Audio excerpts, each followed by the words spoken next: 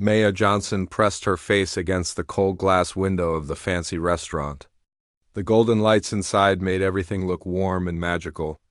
She watched rich people in expensive clothes eating food that probably cost more than her family made in a week. Her stomach growled loudly, reminding her that she hadn't eaten since yesterday morning. At 12 years old, Maya had learned to be invisible. Living in the roughest part of Detroit with her grandmother, she knew which streets to avoid and which dumpsters behind which restaurants might have good food. But this restaurant was different. It was in the wealthy part of town, where she only came when she was desperate. The smell of fresh bread and grilled meat made her mouth water. Through the window she could see waiters carrying plates piled high with more food than her family saw in days. Sometimes people left half their meals untouched. Sometimes they ordered too much and couldn't finish. That's what Maya was hoping for tonight. She had walked 12 miles to get here, her worn sneakers barely holding together. The solace had holes that let in every puddle and piece of broken glass. Her jacket was too small and had more patches than original fabric. But Maya didn't care about how she looked. She only cared about finding food to take home to Grandma Rose. Grandma Rose had been sick for 3 months now. The doctors said she needed medicine that cost too much money. They also said she needed to eat better food to get stronger. But how could they afford better food when they could barely afford any food at all? Maya's mother had left when she was 6 and she never knew her father. It was just her and Grandma Rose against the world. Maya walked around to the back of the restaurant, where the kitchen staff took their breaks. She had learned that if she waited quietly, sometimes the cooks would give her leftover bread or soup that was getting cold. Most people just ignored her, which was fine. Being ignored was better than being chased away. She sat on an old crate behind a dumpster and waited. The alley smelled like garbage and old grease, but Maya was used to bad smells. She pulled out a small notebook from her pocket and started writing. Maya loved to write stories about better worlds where little girls like her had enough to eat and grandmothers got the medicine they needed. After an hour, a young cook with kind eyes came out for a smoke break. He noticed Maya sitting quietly in the corner. "Hey kid, you okay?" he asked in Spanish. Maya had learned some Spanish from her neighbor Mrs. Garcia. "I'm waiting for leftovers," Maya said simply. "For my sick grandmother?" The cook looked around nervously. "I'm not supposed to give food away. But maybe you didn't see me put this bag by the dumpster." He set down a paper bag and went back inside. Maya's heart jumped with joy. Inside the bag was half a sandwich, some French fries that were still warm, and a small container of soup. It was more food than she had hoped for, but as Maya walked around to the front of the restaurant to head home, she saw something that made her stop. A man in an expensive wheelchair sat alone at a table by the window. He was probably in his 50s, with gray hair and tired eyes. His clothes looked like they cost more than most people's cars. But what caught Maya's attention wasn't his money. It was how sad he looked. The man stared at his plate of food without eating. A beautiful steak, mashed potatoes, and vegetables sat untouched in front of him. He had ordered enough food for 3 people, but he wasn't eating any of it. He just sat there, looking out the window with the loneliest expression Maya had ever seen. Maya knew about loneliness. She felt it every day when other kids at school talked about their families, and she had only Grandma Rose. She felt it when she walked past houses with lights in every window and families laughing together. But this man's loneliness seemed different, deeper, like he had lost something important and didn't know how to get it back. Without thinking, Maya walked into the restaurant. The hostess immediately looked uncomfortable. A poor black girl in torn clothes didn't belong in a place like this. "Excuse me, miss, but you can't be in here," the hostess said in a voice that tried to sound polite but came out mean. "I need to talk to that man," Maya said, pointing toward the window table. "Sir, I'm sorry about this," the hostess called out, walking quickly toward the man in the wheelchair. "Security is on the way." But Maya was faster. She walked right up to the man's table and sat down in the chair across from him. Up close, she could see he was even sadder than she had thought. His eyes were red like he had been crying. "Hi," Maya said simply. "I'm Maya. You look really sad." The man blinked in surprise. What are you doing here, child? I was waiting for leftovers, Maya explained. But then I saw you not eating your food, and you looked like you needed a friend more than I needed food. The man stared at her. Leftovers? Yeah, for my grandma. She's sick and we don't have much money for food. But that's okay. We make it work. You're asking for leftovers? The man's voice got louder. Other people in the restaurant started looking over at their table. Maya nodded. The cook was nice and gave me some already. But I saw you weren't eating and I thought maybe... She stopped, suddenly feeling embarrassed. I thought maybe we could share? Like, you could eat some and I could take some home to Grandma Rose? She always says food tastes better when you eat with friends. The man looked at Maya like she was from another planet. You want to share my meal?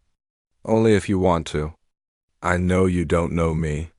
But my grandma always says that when you're sad, eating alone just makes it worse.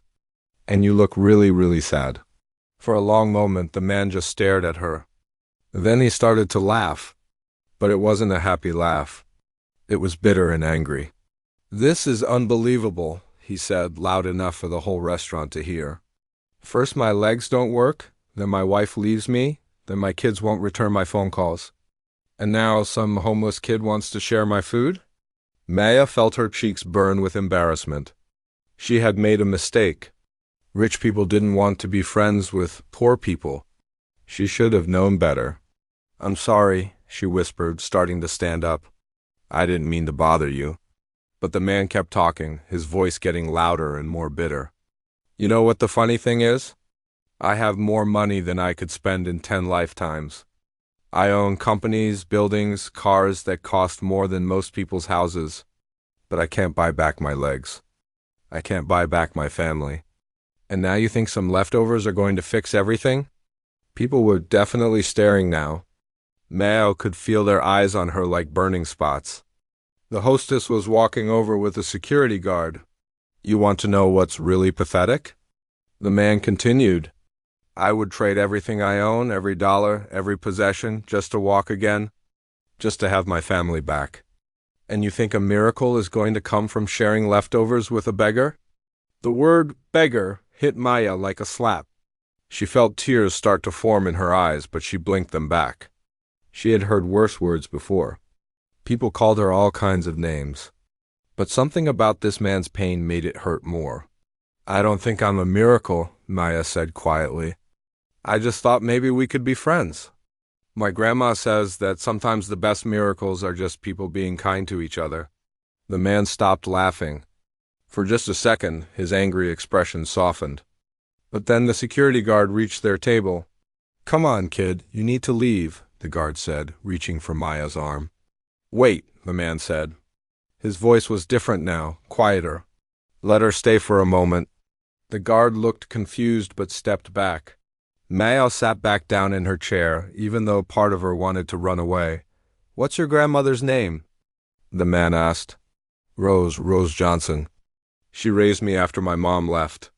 She's the best person in the whole world, but she's really sick and the medicine costs too much money. The man nodded slowly. And you come here looking for leftovers to feed her? Sometimes. When there's nothing else. But it's okay. We always figure something out. Grandma Rose says that giving up is the only real failure. And you thought sharing my dinner would help somehow? Maya shrugged. I don't know about helping. I just thought you looked lonely and I know what that feels like. And my grandma always makes me feel better when I'm sad. So I thought maybe if you had someone to eat with, you might feel a little better too. The man was quiet for a long time. He looked down at his untouched plate, then back at Maya. You have no idea who I am, do you? He asked. Maya shook her head. Should I? I'm Robert Harrison. I own half the buildings in this city. I have 5 cars, 3 houses, and more money than your family will see in 20 generations. Oh, Maya said. That's nice. Are you happy? The question seemed to surprise him. Happy? Yeah, like do you smile a lot? Do you have fun? Do you have people who love you? Robert Harrison stared at her for a long time. Then very quietly he said, No, I'm not happy at all. Maya nodded like this made perfect sense. Money doesn't make people happy. My grandma told me that. She said the richest person she ever knew was her friend Miss Betty, who didn't have anything except a heart full of love for everyone she met. Your grandmother sounds very wise. She is. She knows everything about everything. Except she doesn't know how to not be sick. Robert looked at Maya's earnest face and felt something crack inside his chest. This child had walked miles to beg for food scraps, and her biggest concern was making him feel less lonely. Tell me about your grandmother, he said, so Maya did. She told him about Ho. Robert's conversation was short but intense. Maya watched his face go from hope to disappointment to something she couldn't quite identify. When he hung up, he sat in silence for several minutes, staring at the phone. Bad news? Maya asked gently. That was my son, Robert said without looking up. He's getting married next month. I wasn't invited. Maya's heart hurt for this sad man. Why not? Because ever since my accident I've been ... Robert paused, searching for the right words. I've been angry at everyone. I pushed away everyone who tried to help me. I told my children I didn't need them. I told my friends to leave me alone. I convinced myself that if I couldn't be the man I used to be, then I didn't want to be anything at all. But you're still you, Maya said simply. Just because your legs don't work doesn't mean your heart doesn't work? Robert looked at her with amazement. How is it that a 12-year-old girl understands something I couldn't figure out in 2 years? Maybe because I never had much to lose, Maya replied. When you don't have a lot of things, you learn that people are what matter most. Robert wheeled his chair closer to the table. Maya, I want to ask you something, and I want you to think carefully before you answer. Okay, what if I told you I could help your grandmother? What if I could make sure she gets the medicine she needs and the best doctors in the city?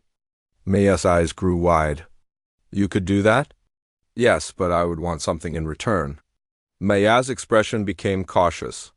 She had learned that when adults wanted something in return, it was usually too much to give. What would you want? I want you to help me become a better person. This was not what Maya had expected to hear. I don't understand. Robert leaned forward in his chair. Maya, before my accident, I thought I knew everything about life. I thought money and success were the only things that mattered. I thought being powerful meant never asking for help and never showing weakness. But sitting here tonight, listening to you talk about your grandmother, I realize I've forgotten how to be human. You seem human to me, Maya said. No. I mean really human, kind, caring about others more than yourself. When was the last time I did something just because it was the right thing to do? When was the last time I thought about anyone's problems besides my own? Maya considered this. Maybe you just forgot how? Sometimes when people are hurt really bad, they forget things that used to be easy. Exactly. And I think you could help me remember, but I'm just a kid. I don't know anything about being rich or important. That's exactly why you're perfect for this job. Robert's voice was getting stronger, more excited. You see the world differently than I do. You understand things that all my education and experience never taught me. Maya was quiet for a long moment. What would I have to do? Be my teacher. Show me how to care about people again. Help me learn how to be the kind of person my children would want to invite to their wedding. And you would really help Grandma Rose? I would do more than help her. I would make sure she gets the best medical care available. I would make sure you both have a safe place to live and enough food to eat. I would make sure you can go to a good school where you can develop your writing talent. Maya's heart was beating fast. This seemed too good to be true. How do you know I like to write? Robert smiled for the first time since she had met him. Because while you were talking about your grandmother, you kept moving your hands like you were writing in the air. And because you have ink stains on your fingers and a notebook sticking out of your pocket. Maya looked down at her hands and felt embarrassed. It's just stories. Probably not very good ones. I bet they're amazing. People who understand life the way you do usually tell the best stories. But why would you want to help us? You don't even know us? Robert was quiet for a moment. thinking about how to explain something he was just beginning to understand himself. Maya, 2 hours ago, I was sitting in this restaurant feeling sorry for myself and angry at the world. I had convinced myself that since I couldn't walk, my life was over. I was planning to go home tonight and fire my entire staff, sell my companies, and basically give up on everything. That sounds really sad. It was sad. But then you walked in here and offered to share my meal. Not because you wanted my money, but because you thought I looked lonely. In that moment, you showed me more genuine kindness than I've experienced in 2 years. Maya still looked confused. But that's just normal. When someone's sad, you try to help. No, Maya, that's not normal. That's extraordinary. Most people walk past sadness every day without stopping to help. Most people are too busy with their own problems to notice when someone else is hurting. Maybe they just don't know how to help. Maybe, but you knew how. You saw a stranger who was hurting and your first instinct was to offer comfort. That's a gift, Maya. That's something that can't be taught in schools or bought with money. Maya thought about this. So you want me to teach you how to be nice to people? Robert laughed, and this time it was a real laugh, not the bitter one from before. When you put it like that, it sounds pretty simple. Being nice to people is simple. It's just that grown-ups make everything complicated. You're absolutely right. So what do you say? Will you help me learn how to be a better person? Will you be my teacher? Maya looked at this strange, rich, sad man who was offering to change her and Grandma Rose's life forever. Part of her wanted to say yes immediately, but another part of her was scared. What if he changed his mind? What if he was just feeling sorry for her and would forget about his promise tomorrow? Can I ask you something first? She said, Of course. Do you promise that even if I'm not a good teacher, even if I don't know how to help you, you'll still help my grandmother? Because she really needs that medicine, and I don't know what I'll do if she gets sicker. Robert felt his throat get tight. This child was more concerned about making sure her grandmother was cared for than securing her own future. She was willing to risk the deal falling through just to make sure the person she loved most would be safe. Maya, I promise you this. No matter what happens between us, no matter whether you can help me or not, your grandmother will get every bit of medical care she needs. And you will both have a safe place to live and enough food to eat. That's not part of our deal. That's just something I'm going to do because it's the right thing to do. Maya studied his face carefully. Grandma Rose had taught her how to tell when adults were lying. They usually looked away or spoke too fast or said too much. But Robert was looking right at her, speaking slowly and clearly, saying just what he meant. Okay, she said finally. I'll try to help you. But I think you're already better than you think you are. What makes you say that? Because mean people don't offer to help strangers. And people who don't care about others don't feel bad about pushing their family away. I think you just forgot who you really are for a while. Robert stared at this wise little girl and felt something he hadn't felt since before his accident. He felt hope. So where do we start? He asked. Maya looked around the restaurant, then back at Robert. Well, first you should probably eat something. My grandma says you can't think clearly when you're hungry and you haven't touched your food this whole time.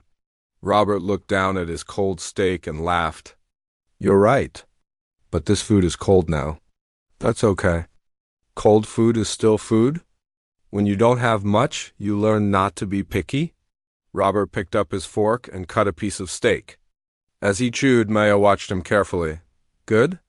She asked. Actually, yes. I think this is the first meal I've actually tasted in months. Why? Because for the first time in months, I'm not eating alone.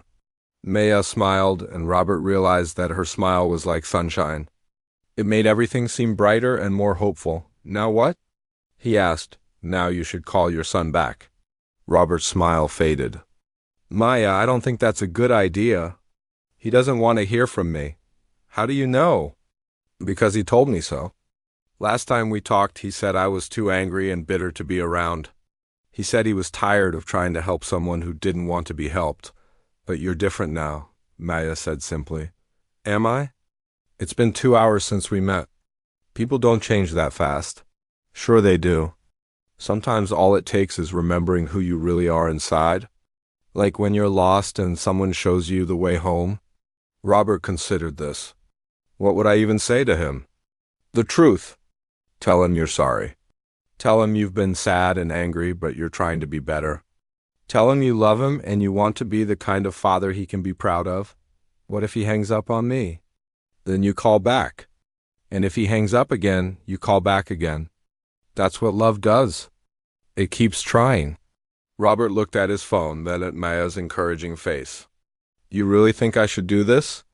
I think you'll feel worse if you don't try than if you do try and it doesn't work. Robert took a deep breath and dialed his son's number. Maya watched nervously as it rang. David? It's Dad? No, don't hang up, please. I wanted to say I'm sorry. I know I've been terrible. What? No, something happened tonight that made me realize I've been living my life all wrong. Yes, I mean it. What? You want me to come to dinner Sunday? Yes, I would love that. David? I love you too, son. When Robert hung up the phone, there were tears in his eyes, but they weren't sad tears. He invited me to dinner, Robert. The next morning, Maya woke up thinking she had dreamed the whole thing. But then she saw the bags of food sitting on their tiny kitchen counter, and she knew it had really happened. There was enough food to last them for weeks. Fresh bread, soup, salad, fruit, and even a chocolate cake that made their small apartment smell like heaven. Grandma Rose was sitting at their wobbly table, looking at the feast with amazement. Child, you sure this man wasn't some kind of angel? Grandma Rose asked, her voice weak but full of wonder. I don't know, Grandma. He seemed pretty sad for an angel. Grandma Rose laughed, which made her cough, but she kept smiling anyway. Sometimes angels come disguised as people who need help themselves. The best way to heal a broken heart is to use it to help someone else. Maya was pouring orange juice into their only clean glass when someone knocked on their door. She looked through the peephole and saw a woman in a white coat carrying a medical bag. Maya Johnson? The woman asked when Maya opened the door. I'm Dr. Sarah Chun. Mr. Harrison sent me to check on your grandmother. Maya's heart jumped. Robert had actually done what he promised. A real doctor had come to their home. Dr. Chun spent 2 hours examining Grandma Rose. She took blood samples, checked her breathing, and asked lots of questions about her symptoms. When she was finished, she sat down with Maya and her grandmother to explain what she had found. Mrs. Johnson, the good news is that your condition is very treatable, Dr. Chun said kindly. You have a serious infection that has been making you weak and tired. But with the right antibiotics and some nutritional supplements, you should start feeling much better within a few days. But doctor, Grandma Rose said quietly, we can't afford expensive medicines.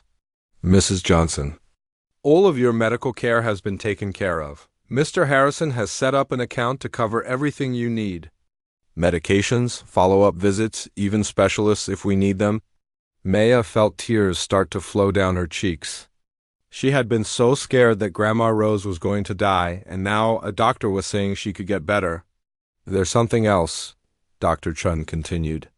Mr. Harrison would like to meet with both of you this afternoon if you're feeling up to it. He has some things he'd like to discuss.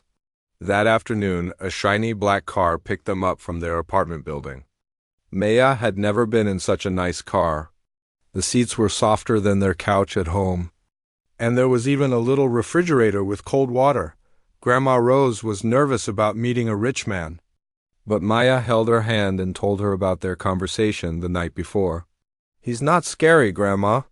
He's just lonely and forgotten how to be happy. Well then, Grandma Rose said, I guess we'll just have to remind him. Robert's house was bigger than Maya's entire apartment building. It had a circular driveway, gardens with more flowers than Maya had ever seen, and windows that sparkled like diamonds in the sunlight. But when Robert met them at the front door, Maya could see that all this beauty couldn't make him happy by itself. Mrs. Johnson, Robert said, wheeling his chair forward to greet them. It's an honor to meet you. Maya has told me so much about you. Grandma Rose studied Robert's face with the same careful attention Maya had learned from her. After a moment, she smiled. Mr. Harrison, I can see why Maya likes you. You have kind eyes, even though they're carrying a lot of sadness. Robert looked surprised. Maya said almost the exact same thing. That's because I taught her how to see people's hearts, not just their faces. Robert led them through his house to a beautiful sunroom filled with plants and comfortable chairs. Maya noticed that everything in the house was expensive, but nothing looked like it was used much. It was like living in a museum instead of a home. Mrs. Johnson, Maya, I asked you here because I wanted to talk about our arrangement. But first, I want to make something very clear. No matter what we decide today, your medical care is guaranteed. Dr. Chun tells me you should make a full recovery, and I'm going to make sure that happens. Mr. Harrison, Grandma Rose said softly, why are you being so generous to people you barely know? Robert was quiet for a moment. Because yesterday, your granddaughter showed me something I had forgotten. She showed me that the most important thing in life isn't what you have, but what you give. And she gave me hope when I had given up on everything. Maya has always had a gift for seeing the good in people, Grandma Rose said proudly. Which is why I need her help, Robert continued. Mrs. Johnson, I've been bitter and angry since my accident.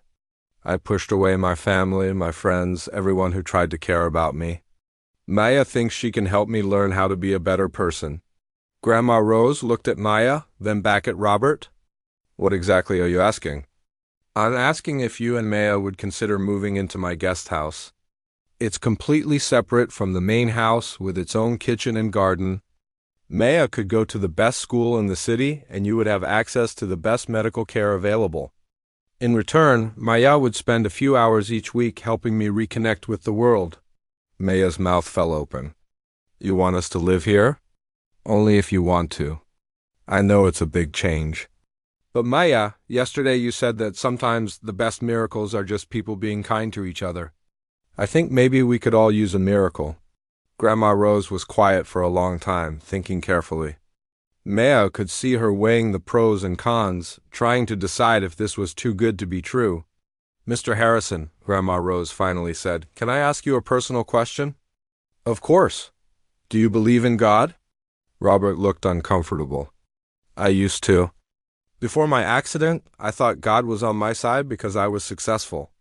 After my accident, I wondered if God was punishing me for something. Lately, I haven't known what to believe. Grandma Rose nodded. I think sometimes God works through people. I think maybe he sent Maya to you and you to us because we all needed each other. Do you really think so? Child, I've been praying for months for a way to help my Maya have a better life. And Maya's been praying for a way to help me get better.